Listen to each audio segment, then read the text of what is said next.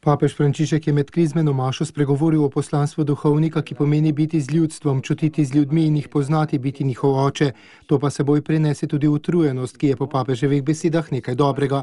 Poslanstvo duhovnika zahteva sočutje, kar pomeni, da se zgane njegovo srce in se gane. To pa je po njegovih besedah veliko težje, kot pa graditi stavbe in načrtovati pastoralne dejavnosti. Duhovnik naj bi predvsem znal imeti odprto srce za bolečine in veselje ljudi, poznal naj bi jih in vedel, kaj čutijo v sebi, se veselil zaročencema, ki se pripravljata na poroko, jokal s trpečimi. Po papeževih besedah poznamo več utrujenosti, in sicer utrujenost zaradi množic, ki je polno veselja in sadov. Ta utrujenost sredi dejavnosti je po papeževih besedah milost. Obstaja tudi druga utrujenost, ki je utrujenost zaradi sovražnikov. Hudiči njegovi privrženci ne počivajo, ampak delajo, da bi nas zmedli. Ne gre samo za to, da delamo dobro, ampak moramo tudi braniti čredo in sebe od zla. Slednje je namreč sposobno v trenutku uničiti, kar smo potrpežljivo gradili leta.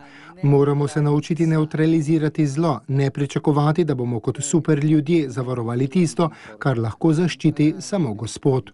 Zadnja je utrujenost zaradi samih sebe, ta pa je najbolj nevarna. Prvi dve izhajata iz tega, da gremo iz sebe in delamo, skrbimo za druge.